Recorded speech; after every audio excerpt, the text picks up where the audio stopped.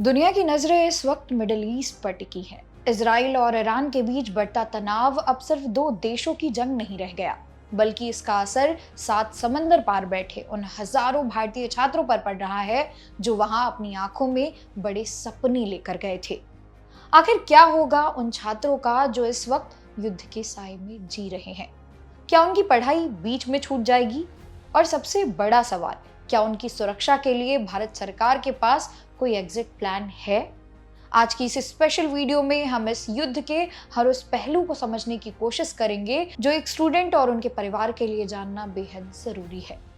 दोस्तों, आंकड़ों की बात करें तो इजराइल में इस वक्त लगभग 18,000 से ज्यादा भारतीय रहते हैं, जिनमें बड़ी संख्या रिसर्चर्स और पीएचडी स्टूडेंट्स की है।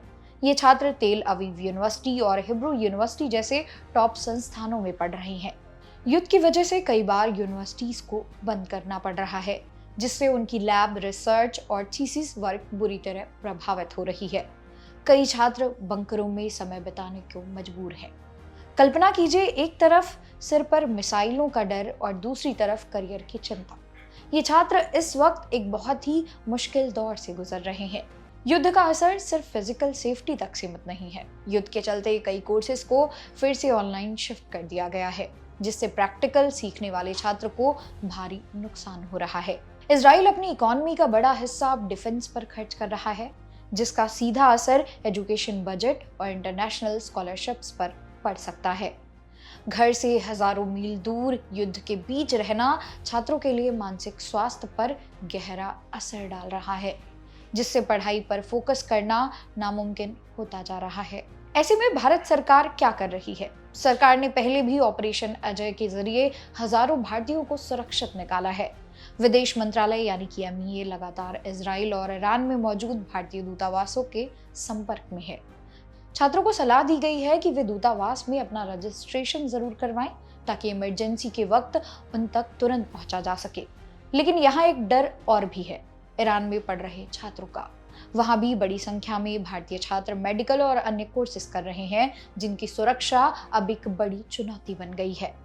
अब सवाल ये उठता है कि क्या छात्रों को वापस लौट आना चाहिए?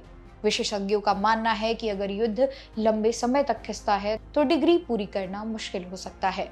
यूक्रेन युद्ध के वक्त भी हमने देखा था कि कैसे हजारों मेडिकल छात्रों का भविष्य अधर में लटक गया था। इसलिए छात्रों और उनके परिवारों को दूतावास की गाइडलाइंस का सख्ती से पालन करना चाहिए। करियर जरूरी है, लेकिन जान से बढ़कर कुछ भी नहीं। युद्ध किसी भी समस्या का समाधान नहीं है, इससे सिर्फ बर्बादी और मासूमों के सपनों का कत्ल होता है।